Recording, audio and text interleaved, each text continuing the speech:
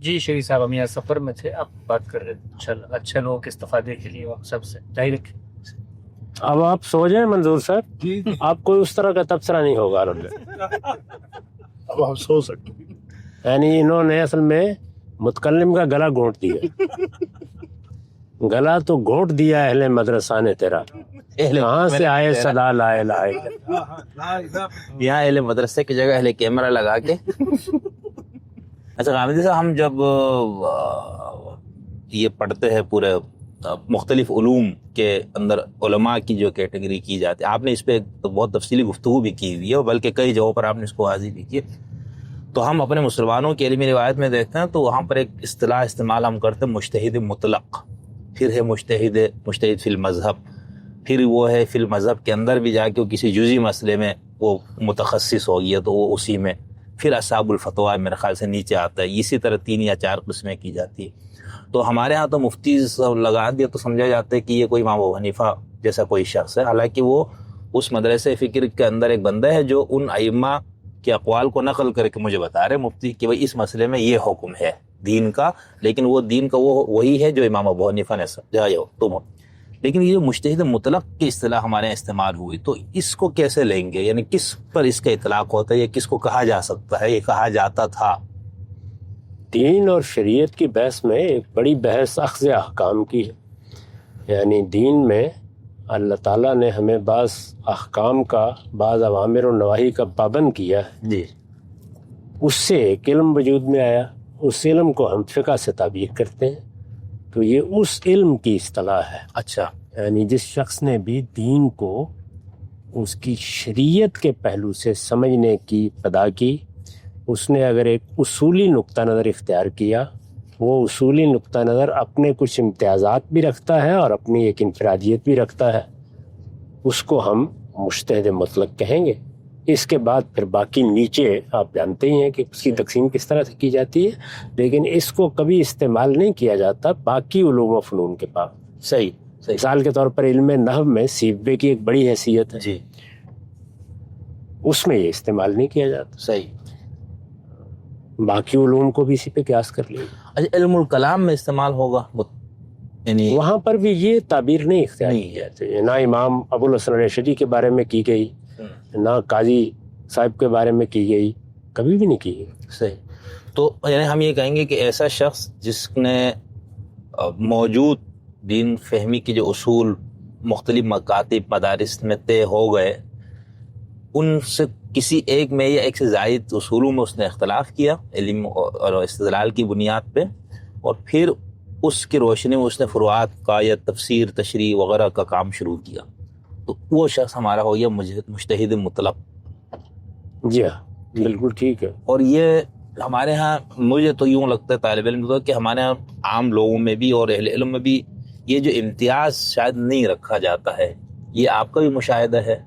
جی، میں بھی یہ محسوس کرتا ہوں کہ بعض جگہوں پر ہم بعض تعبیرات کو ان کی اصل کے لحاظ سے استعمال نہیں کرتے، بلکہ ان کے حدود قیود خود متعین کر لیتے ہیں، اور یا کوئی تعین کیے بغیر اپنے ذوق سے استعمال کر دیتے ہیں۔ یہ بھی دنیا میں ہر جگہ ہوتا ہے، اس پہ کیا گلہ کیا جائے۔ صحیح، ٹھیک۔ البتہ کسی صاحب علم سے یہی توقع کرنی چاہیے کہ وہ تمام تعبیرات کو ان کے مقرر کردہ حدود کے اندر ہی استعمال کرے، اور اگر وہ کسی جگہ انحراف کر رہا ہے یا کوئی نئی بات کہہ رہا ہے یا کسی اصطلاح کو اپنا کوئی مفہوم دے رہا ہے تو پھر اس کی وہ شرح کر دے، یعنی یہ بتا دے کہ میرے نزدیک اس کی صورت کی۔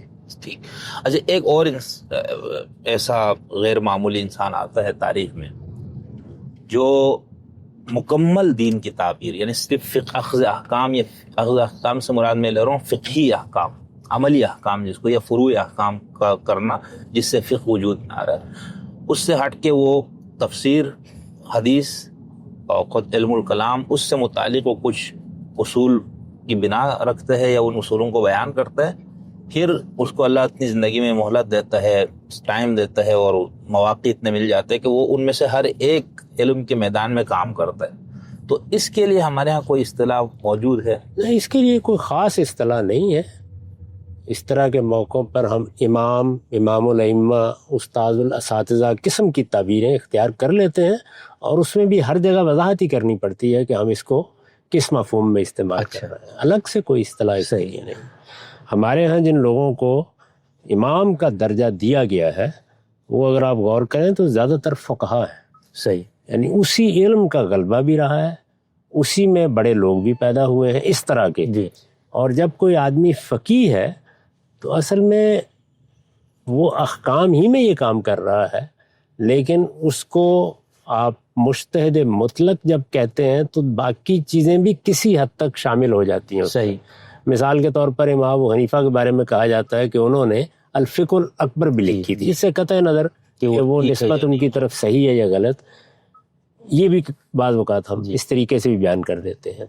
لیکن اصول سے لے کر فروع تک جب گفتگو کی جاتی ہے تو زیادہ تر ہمارے ہاں مجتہد مطلق کی تعبیر ان لوگوں کے لیے اختیار کی گئی ہے جنہوں نے احکام یا شریعت کی شرح و وضاحت کا کام۔ صحیح۔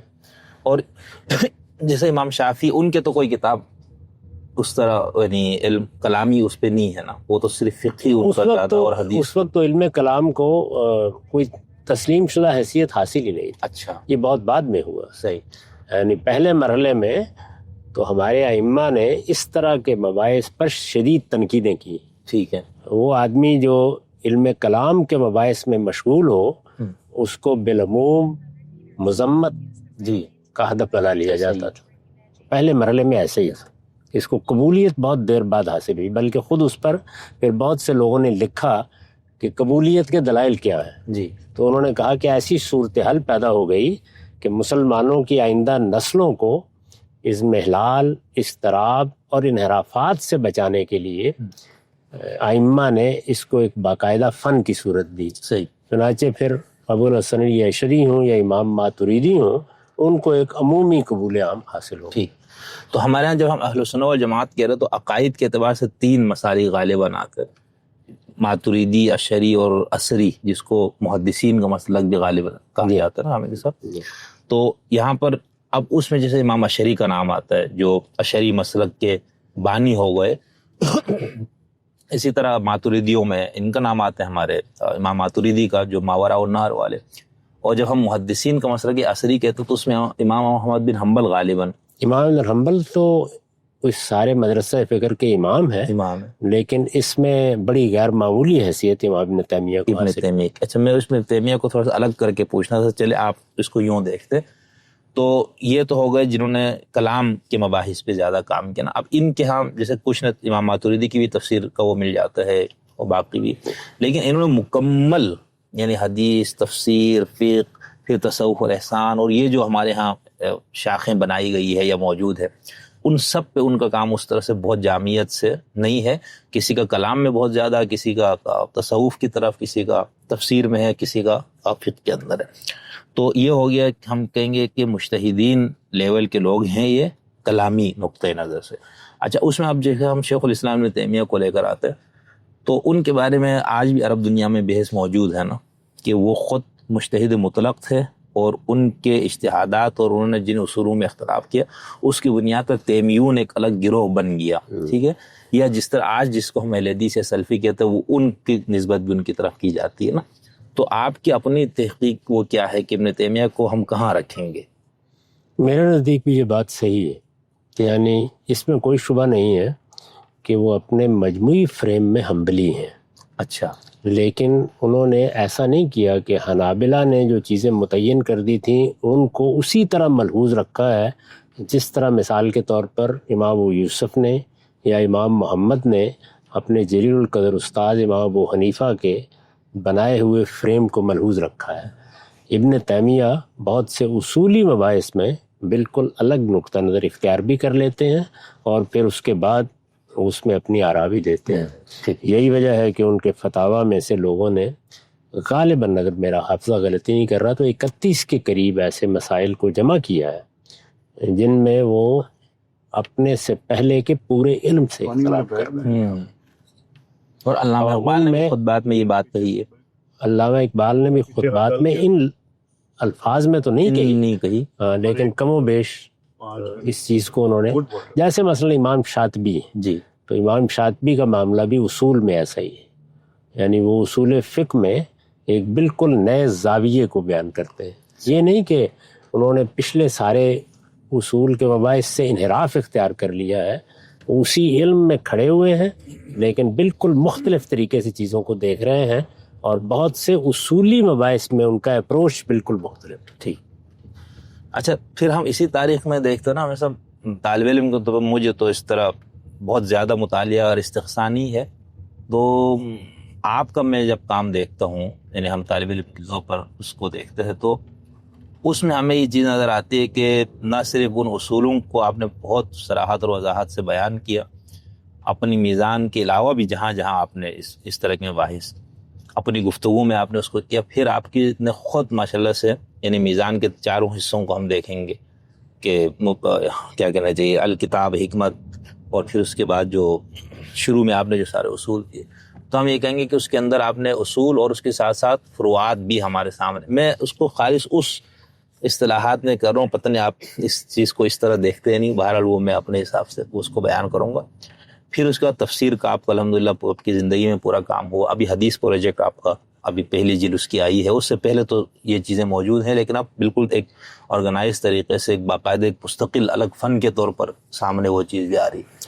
اسی طرح میزان کے اندر جو ایمانیات کے مباحث میں ہم یہ کہیں گے کہ غامدی صاحب کے کلامی نقطۂ نظر سے ہم اعتقادات کا جائزہ لیں گے، علم الکلام کے مسائل کو ہم وہاں سے لیں گے غامدی صاحب کے مثال. تو یہ سارا آپ کو موقع ملا. پھر آپ ہی کی زندگی میں آپ کے فکر پر ہر طرف سے اعتراضات ہوئے، اور ان اعتراضات میں سے آپ نے بہت سن کے جواب دیے، اور پھر حسن صاحب نے تو ماشاءاللہ سے وہ جو 23 اعتراضات کی ایک سیریز شروع کی. میرے تو 24 اعتراضات تھے. وہ ایک لطیفہ، وہ ہم پچھلے سال المورد کے اسٹال پہ گئے کراچی میں، تو وہ نجم صاحب مجھے لے گئے تھے کہ یہ المورد والوں کا، تو وہ مجھے انتظار تھا کہ جب یہ آپ کی گفتگو ہوتی بھی تھی تو مجھے ایسا کہ کتابی شکل میں آ جائے تو بہت اچھا ہے، کیونکہ مجھے پڑھنے میں زیادہ آسانی رہتی ہے. مصنف پیچھے بیٹھے ہیں. ہاں بالکل، ہمارے منظور صاحب سعید، ان سے بھی انشاءاللہ کسی موقع پہ ہم نے کچھ گفتگو کرنی ہے. تو وہاں میں گیا تو انہوں نے، میں نے کتاب اٹھائی، میں نے کہہ رہا تو زبردست کام ہو گیا. تو کوئی بات کی، تو وہ جو اسٹال بیٹھا وہ آئے اور ان کا کوئی خریدار آئے، تو انہوں نے کہا کہ یہ، تو میں نے کہا نہیں وہ میرے تو 24 اعتراضات ہیں. تو وہ بندہ ایسا بچے. تو خیر، تو حسن صاحب نے یہ کیا کام، آپ سے گفتگو بھی کرائی، اور نہ صرف گفتگو کرائی بلکہ آپ اس کو سب ضبط تحریر میں.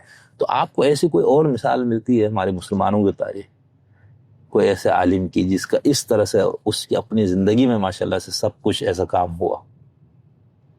اس سے آپ اختلاف کریں گے. میرے خیال میں امام ابن حزم ہے، ابن تیمیہ ہے، بلکہ ابن قیم کو بھی اگر ساتھ شامل کر لیں، اسی طرح شاہ ولی اللہ ہے، تو انہوں نے یہ سارے کام کیے. یعنی وہ کون سا کام ہے؟ شاہ ولی اللہ کو دیکھیے، انہوں نے قرآن مجید کا ترجمہ کیا، انہوں نے قرآن مجید کے اصول تفسیر پر وہ کتاب لکھی جو ایک لمبے عرصے تک ہمارے ہاں اصول تفسیر کی نمائندہ کتاب رہی ہے، الفاظ الکبیر. جی. اسی طرح امام ابن تیمیہ نے مقدمہ فی التفسیر لکھا، اسی کو ابن کثیر نے اپنی کتاب کا مقدمہ بنا لیا. انہوں نے بہت سے مقامات پر قرآن مجید کی شرح و وضاحت کی، اور کوئی شبہ نہیں ہے کہ اس میں بعض چیزیں بڑی غیر معمولی ہیں جو انہوں نے بیان کی. باقاعدہ پوری تفسیر تو انہوں نے نہیں لکھی، لیکن کہہ سکتے ہیں نا کہ آپ تفسیر پر بھی انہوں نے کام کیا. یعنی اگر کام کے لحاظ سے دیکھا جائے تو ایسا ہی معاملہ شاہ ولی اللہ کا بھی ہے. کتنی آیات ہیں، کتنے اہم مباحث ہیں جن کو انہوں نے موضوع بنایا ہے اپنی مختلف کتابوں میں. ہمارے ہاں تصوف و احسان کی جو روایت رہی ہے اس میں بھی اگر آپ دیکھیں تو ابن قیم کو شامل کر رہے ہیں تو ان کی مدارج السالکین بہترین کتاب، یعنی اس کو تصوف کو سمجھنے والے بھی پڑھ سکتے ہیں اور اس کے ناقدین بھی پڑھ سکتے ہیں. علم کلام کی کون سی بحث ہے جو ابن تیمیہ کے ہاں زیر بحث نہیں ہے؟ منطق پر تو ان کی پوری کتاب ہے. اسی طریقے سے انہوں نے رد المنطقین، اسی طرح انہوں نے عقل و نقل کے تعارض پر بہت عمدہ گفتگو کی اور اس کو بیان بھی کیا. ان کی پوری کتاب اس موضوع پر بھی ہے. تو میرا خیال یہ ہے کہ ہمارے ہاں یہ سب لوگ اسی طریقے سے کام کرتے رہے ہیں. ابن تیمیہ نے اپنے فکر پر ہونے والے اعتراضات کے جوابات کئی مجلدات میں دیے. اس وقت بھی آپ جانتے ہیں کہ ان کے فتاویٰ کا مجموعہ ہی ایک انسائکلوپیڈیا کی طرح ہے. ابن حزم کا معاملہ بھی یہی ہے. اگر آپ ان کی المحلہ کو دیکھیں تو یہ معلوم ہوتا ہے کہ گویا مسلمانوں کا جتنا کیلو کال ان کے زمانے تک ہے وہ سب انہوں نے جمع کر دیا ہے. علم کلام پر ان کی کتاب موجود ہے, اسی طرح سے فرق پر ان کی کتاب موجود ہے. اس زاویے سے اگر آپ دیکھیں تو ہمارے ہاں بہت سے لوگ ہیں جنہوں نے اس طرح کا کام کیا. نہیں تو ہم نے جو پہلے مجتہد مطلق کے ٹائٹل پہ بات کی تھی نا, تو اس حوالے سے دیکھا جائے تو امام ابن تیمیہ کو نکال کے باقی کوئی بھی تو وہ نہیں ہے نا, مجتہد مطلق تو کوئی نہیں ہے ایسے جن نہیں. اگر آپ دیکھیں تو جو ظاہری فکر ہے, یعنی اس فکر سے آپ اختلاف کریں, اس میں کوئی شک نہیں ہے کہ بالعموم اس کو داؤد ظاہری کی طرف نسبت دی جاتی ہے, لیکن ابن تیمیہ اس میں اپنے بانی سے کم نہیں.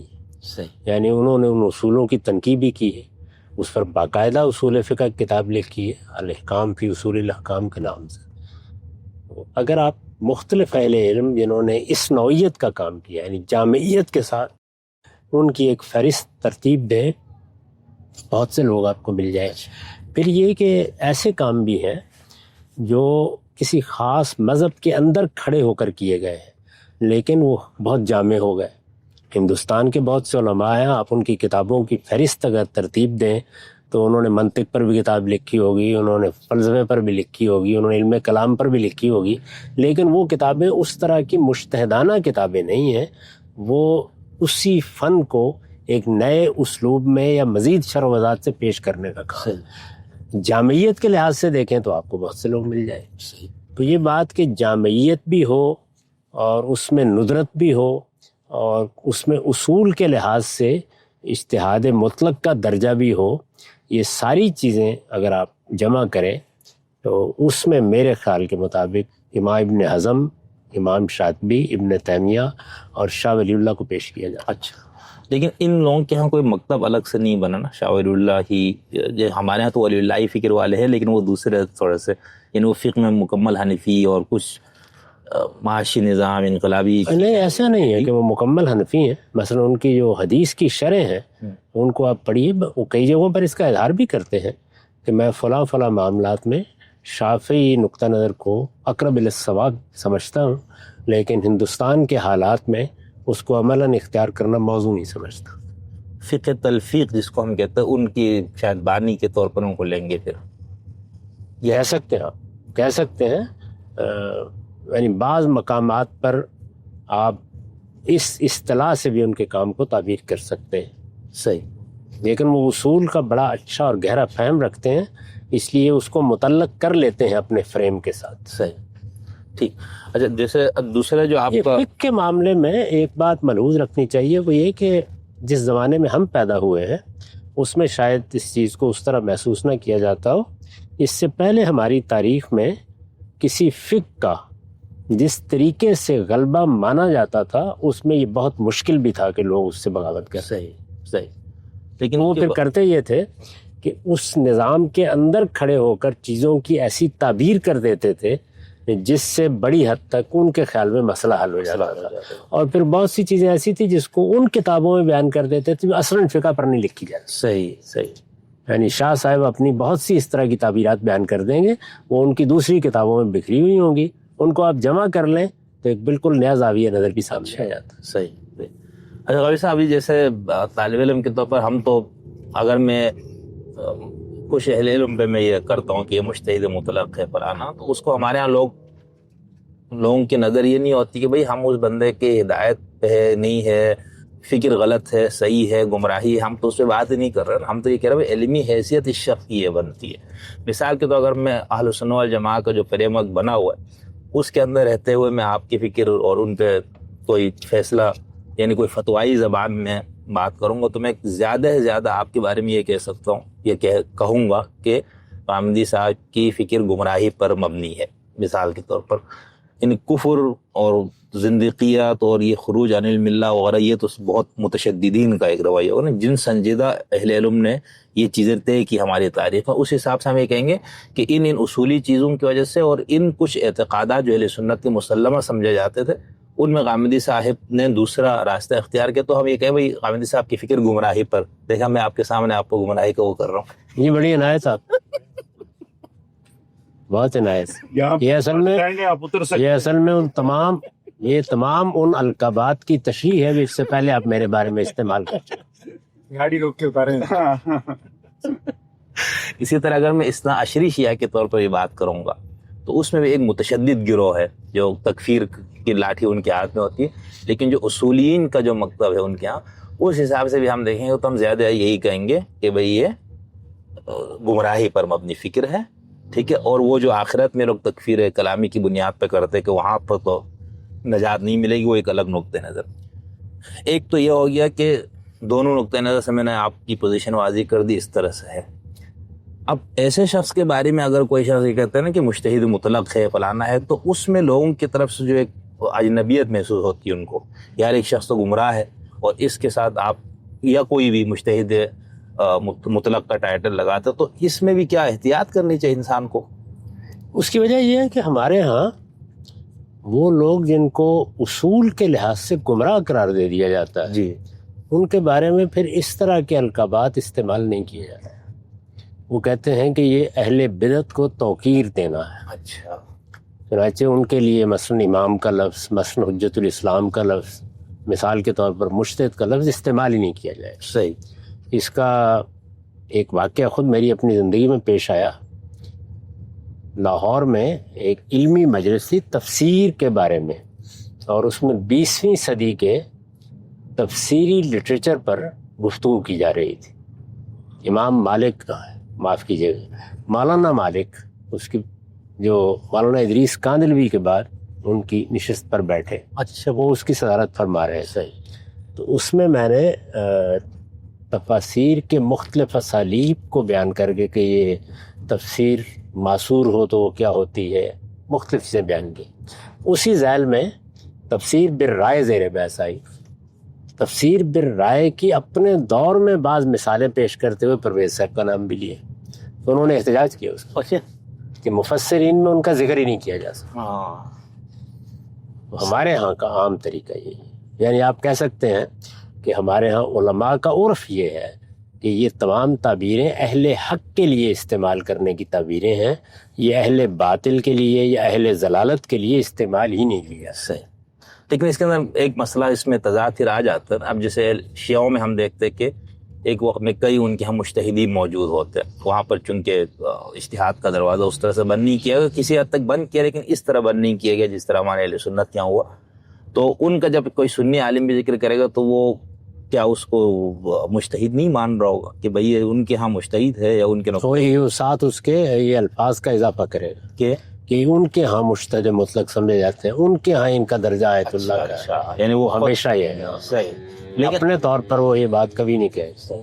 تو آپ اگر ہم موجود عرف ہے سنی شیعہ جو بھی اس میں رہتے ہوئے تو آپ کہیں گے کہ یہ بات معیوب ہے یا یہ اس طرح نہیں کہی جاتی. لیکن اگر جو اصول ہم نے دیکھا کہ کس بنیاد پہ یہ مجتہد مطلق کہا جاتا تھا، اس پہ تو پھر کوئی وہ نہیں ہے نا. وہ پھر آپ کا ایک زاویہ نظر ہوگا نا، وہ آپ کو حق حاصل ہے. یعنی آپ نے مختلف اصطلاحات کو ایک نئی جہت دی اور اس کو تعمیم میں استعمال کرنا شروع کر دیا. تو یہ آپ کا نقطہ نظر ہے، اس سے کوئی آدمی اختلاف بھی کر سکتا ہے، اتفاق بھی کر سکتا ہے.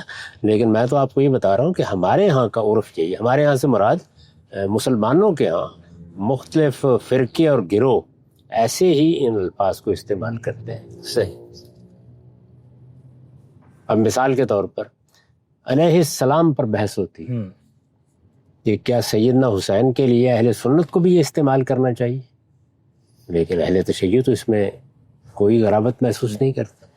سیدنا علی کے بارے میں کچھ خصوصی چیزیں مثلا کرم اللہ وجہ یا اس طرح کے وہ استعمال کیے جاتے ہیں، لیکن اہل سنت کے ہاں عام طور پر یہ بات کہی جاتی ہے کہ نہیں، ہم سب صحابہ کے لیے رضی اللہ عنہ استعمال کر لیں. صحیح. حالانکہ امام بخاری حدیثوں میں جہاں ان کا نام علیہ السلام لاتا ہے، فاطمہ علیہ السلام یا حضرت علی. جی ہاں، امام بخاری کرتے ہیں اور بہت سے لوگ بھی کرتے ہیں. یہ دونوں رمیں ہمیشہ ہوتی ہیں. صحیح. تو یہ بہرحال میرے ذہن میں یہ کچھ اس حوالے سے وہ تھا نا، میں مدرسے فراہی پہ کیے کر کے یہ سوال نے دیکھا، اللہ نے مجھے کتنا خوش نصیب مجھے وہ دیا کہ میں غامدی صاحب کے ساتھ بیٹھ کے گاڑی میں، ہوٹل میں، کسی جگہ اور کہیں جاتے تو وہاں پر بھی جہاں مجھے موقع ملتا ہے میں غامدی صاحب سے سوال کرتا ہوں اور یہ میں ابھی تک بہت حیران ہوں کہ بولنے میں غامدی صاحب ماشاءاللہ سے گھنٹوں، جب بھی میں جتنی دیر گفتگو کرتا ہوں مجھے یہ لگتا نہیں ہے کہ کہیں غامدی صاحب کوئی تھکاوٹ محسوس کر رہے ہیں، یا انسان ہونے کے ناطے سب چیزیں ہوتی ہیں. تو اللہ تعالیٰ مزید غامدی صاحب کو صحت اور عافیت میں رکھے، ان کا سایہ ہم سب طالب علموں پر تعدیر قائم و دائم رکھے. غامدی صاحب اور مدرسے ایسے ہی لوگوں کے ساتھ ہم سفری کی سعادت بخشے جن کو کسی شخص کی تکان بھی محسوس نہیں ہوتی. گاندھی صاحب مان گئے آپ کا سیکٹر پہ عمر آنا. تو ویسے مدرسے فلاحی کو ہم مکتب فکر کے طور پر لیتے ہیں. مدرسہ فکر کا یا جو بھی فرقے کا بھی چلو ہم اطلاق کر لیں گے کہ ایک نیا فرقہ یا گروہ بن گیا نا. تو اس میں ہم حمید الدین فراہی، امین حسن اصلاحی صاحب اور پھر تیسرے نمبر پہ ہم آپ کو دیکھتے ہیں. تو ہم نے جو ابھی تک اجتہاد مطلق اور یہ سارے مباحث کیے، تو طالب علم کے طور پر میں آپ کے لیے یہ لفظ استعمال کرتا ہوں، مجتہد مطلق. ٹھیک ہے نا؟ آپ اس کو طالب علم ہیں، آپ ہمیشہ یہ فرماتے ہیں آپ کی عاجزی، انکسار، یہ سب کچھ اصول ہے. لیکن اگر اس اصول کے سامنے رکھا جائے تو اس کا اطلاق کرنا اصولی طور پر غلط ہے. ہاں، میرے خیال میں کہ کسی کام کی نوعیت کو دیکھ کر ہی اطلاق کیا جا سکتا ہے. جی. تو آپ کے زاویے سے وہ اطلاق آپ ضرور کریں، لیکن مجھے آپ سے اختلاف کا حق تو ہے. میں تو یہ سمجھتا ہوں کہ امام فراہی نے ایک امام کی حیثیت سے نیا زاویہ نظر دیا، قرآن مجید کو بھی سمجھنے کے لیے اصول متعین کیے، اور میرے استاد امام امین حسن اصلاحی نے پورے قرآن پر ان کا اطلاق کر کے دکھایا. میں ان کا ایک طالب علم ہوں، اور یہ ان کا فیض صحبت ہے کہ جو بات میں نے سمجھی ہے اس کو پھر میں نے مزید متعین کرنے کی صحیح بھی کی ہے، اور جزیات تک پہ اس کا اطلاق بھی کیا ہے. اور اس لحاظ سے آپ کہہ سکتے ہیں کہ یہ بھی ایک افادیت رکھنے والا کام ہے، لیکن اس طرح کے القابات تو میں نے کبھی سوچا بھی نہیں، وہم میں بھی نہیں آئے میرے.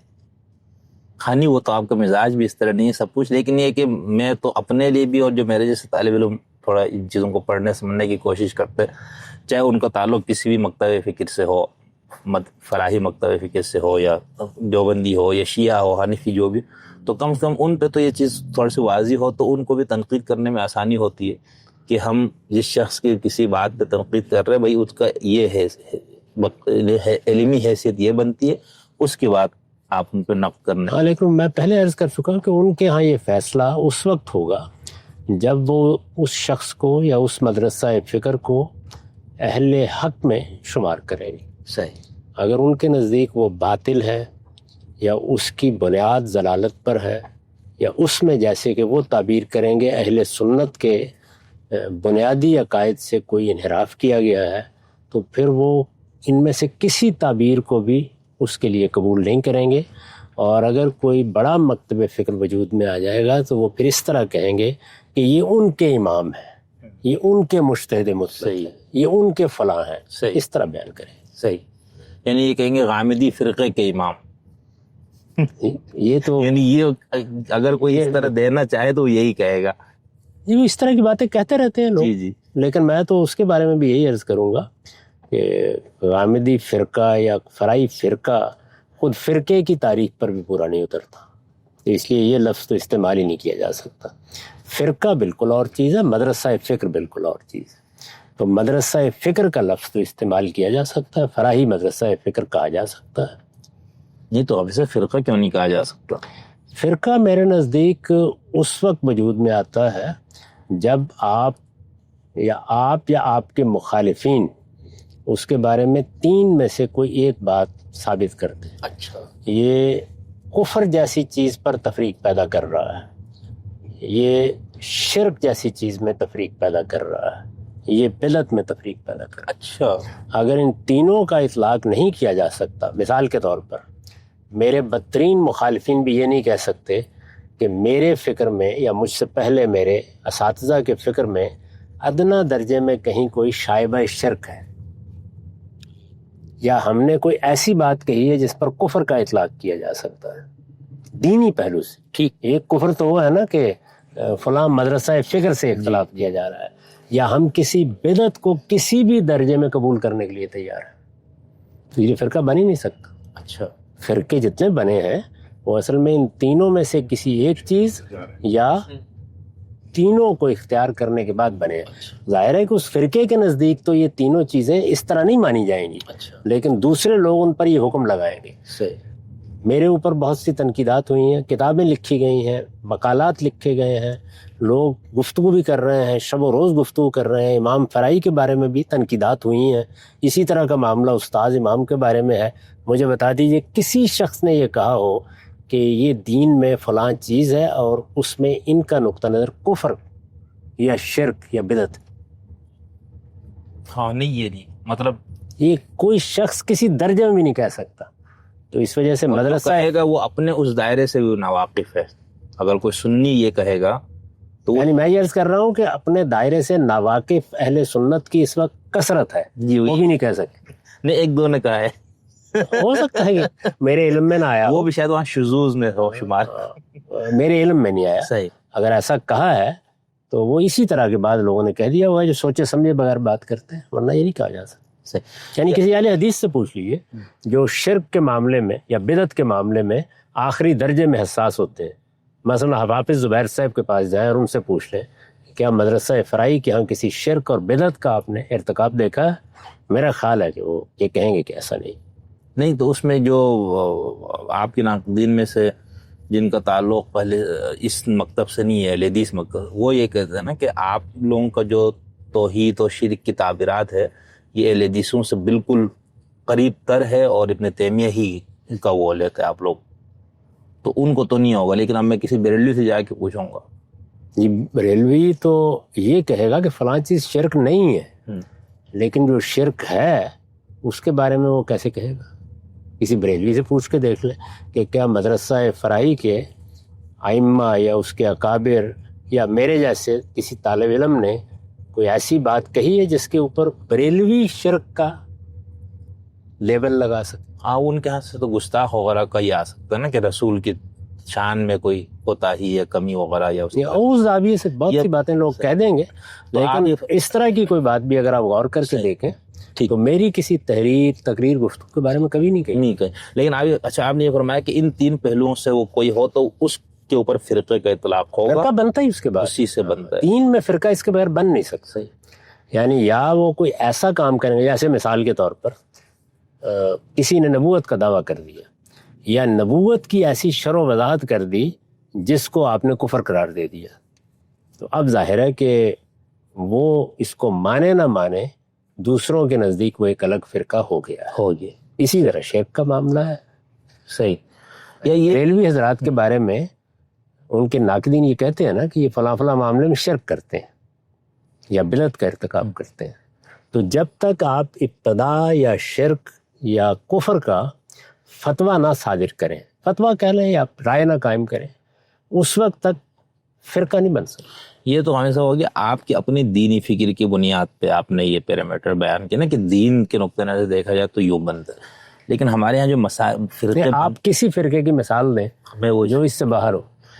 نہیں, اب جیسے ہم اہل سنت والجماعت ایک فرقہ کے طور پر ہم اس کو لیتے ہیں, ان کے مقابلے پہ شیعہ, پھر شیعوں کے مزید فرقے لیتے ہیں, ان کو بدعت کا مرتکب قرار دیتے ہیں.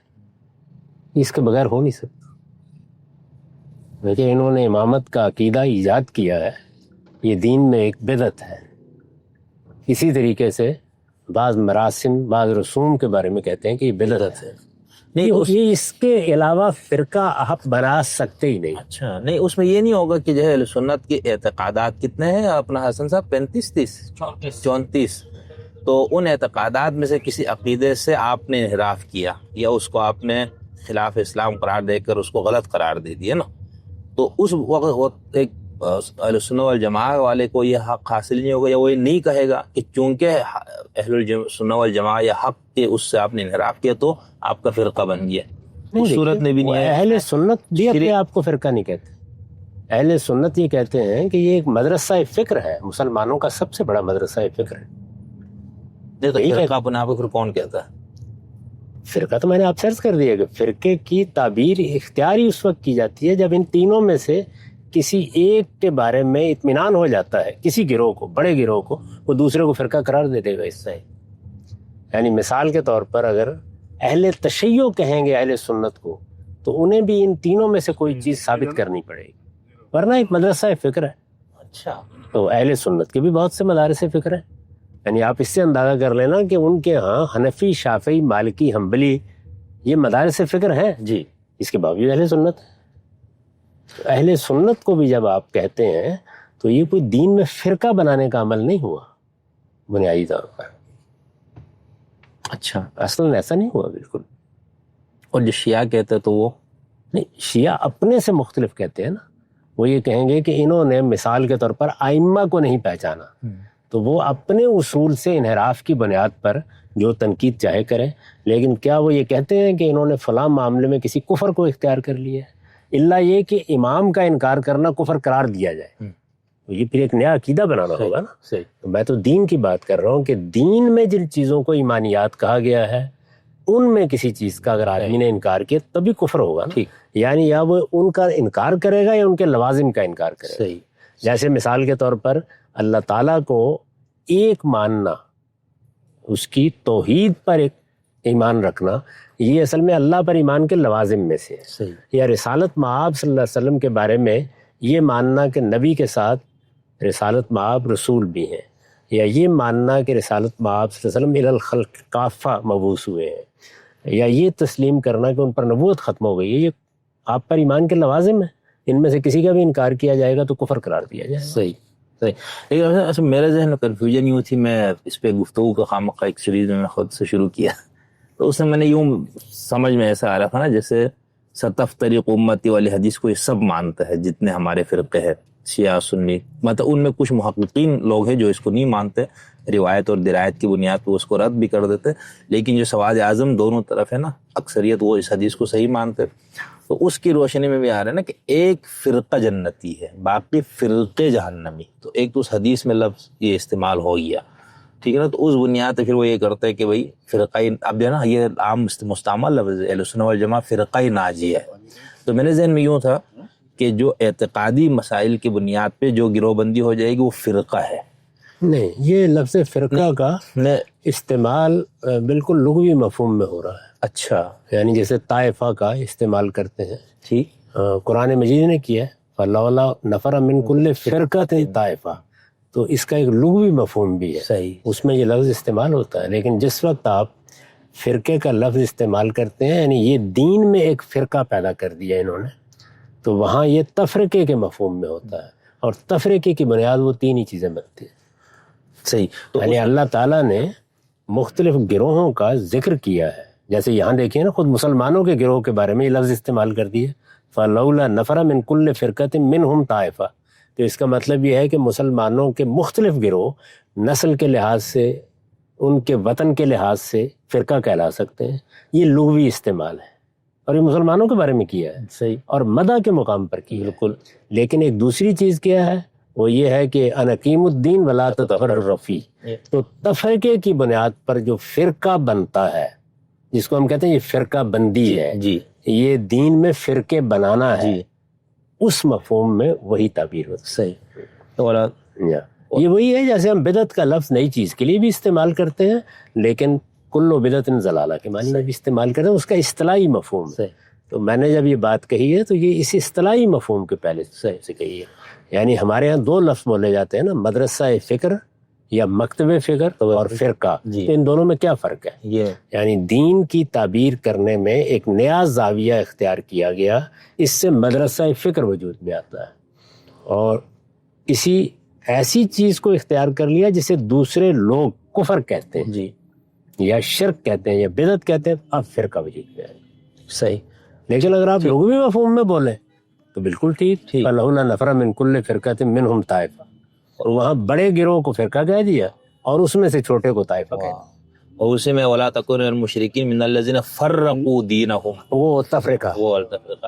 اچھا خیر، میں تو میں پوری بات یوں تھی کہ یوں میں نے بنایا کہ فرقہ یہ ہے عقائد کی بنیاد پہ جو گروہ بندیاں ہو گئی، اس حساب سے تقسیم، پھر اس فرقے کے اندر کچھ ذیلی مسائل پہ کوئی اختلاف ہو گیا اہل علم کا، اسی گروہ، اسی بڑے گروہ کی چھتری میں رہتے ہوئے یا تو وہ فقہی ہو یا اعتقادی ہو، تو اس کو مدرسہ فکری، یہ اس طرح نہیں غلط، یہ صحیح تقسیم غلط ہو گئی یہ بات نہیں، وہ اگر یعنی وہ اختلاف کس معاملے میں ہوا ہے؟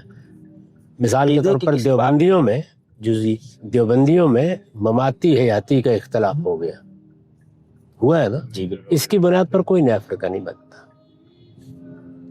یعنی مدرسہ فکر یہ آپ ان کے لیے بھی استعمال کر سکتے ہیں اور بہت اوپر جا کے بھی استعمال کر سکتے ہیں. مدرسہ فکر یا اسکول آف تھاٹ کا لفظ یہ بالکل ٹھیک ہے، صحیح.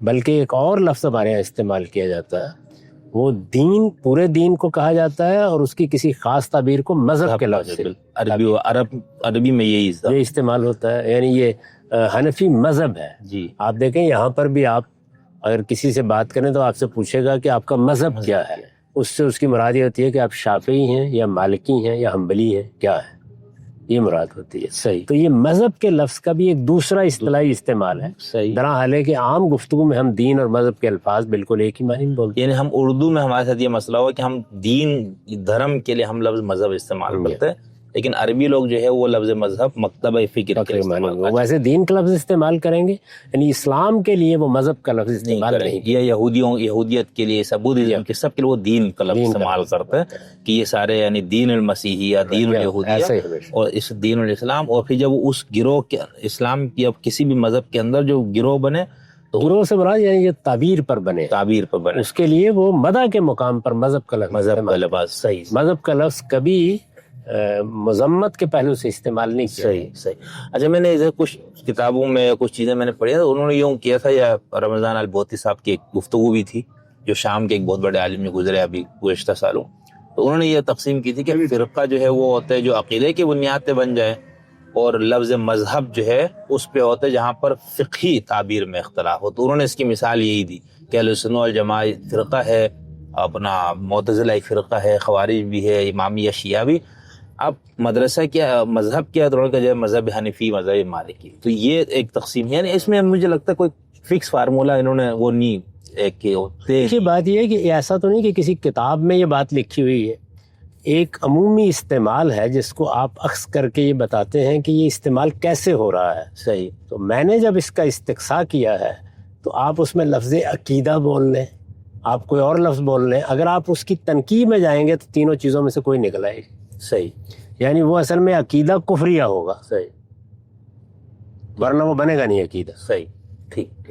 اچھا، پھر آپ کی خود اپنے دین کی تعبیر کے مطابق مسلمانوں میں فرقے کون سے ہیں؟ آپ کہہ سکتے ہیں اہل تشیع ایک فرقہ. اچھا. اس لیے کہ اہل سنت کے زاویہ نظر سے انہوں نے دین میں ایک بدعت پیدا کی اور اسی پر اس کی بنیاد رکھی. تو ایک ہی فرقہ بنا مسلمان میں، بڑا فرقہ ایک ہی ہے، اس میں کوئی شک نہیں. اچھا. اس کے اندر پھر اختلافات ہو جاتے ہیں. یعنی دیکھیں نا، مثلا اثنا عشری ہے جی، تو وہ ہو سکتا ہے امامیہ کے بارے میں ایک بات کہیں، تو یہ پھر ہو جاتا ہے. اسماعیلیہ اور زیدیہ جو. ٹھیک. بہت شکریہ قمر صاحب. یہ تو بہت انڈونیشیا میں سفر کرتے گاڑی میں چلتے ہوئے ایسا آپ کے ساتھ گفتگو ہوئی، اور حسن صاحب نے موقع دوبارہ دیا آپ سے گفتگو کا. یعنی موقع تو ان کی طرف کوئی پابندی نہیں ہے، لیکن ایک ریکارڈنگ میں، تو یہاں سے ہم، اس لیے میرے خیال کے مطابق اگر آپ فرقے کے لفظ کو بالکل درست جگہ پر بولیں تو مسلمانوں میں یہی دو بڑے فرقے، اہل سنت اور اہل تشیع. اچھا. ٹھیک. باقی تو آپ جانتے ہیں کہ جو الملل والنحل ہو یا کوئی ہو، اس میں بے شمار لوگ ہیں، اور وہ چھوٹی چھوٹی تعبیرات کی بنیاد پر بھی ان کو الگ کرتے چلے جاتے ہیں. وہ حدیث طرف 72 کیا ہے، 172 کی تعداد بھی ہے. تو اس نقطۂ نظر ہم دیکھیں گے تو ہم مدرسہ فراہی کو اہل السنہ والجماعہ کا مدرسہ فکر کہیں گے یا اسلام کا ایک مدرسہ فکر؟ بس اسلام کا ایک مدرسہ فکر کہیں. ٹھیک. جو اگر آپ بحیثیت مجموعی اس کے نقطہ نظر کا جائزہ لیں تو اہل سنت کے زیادہ قریب.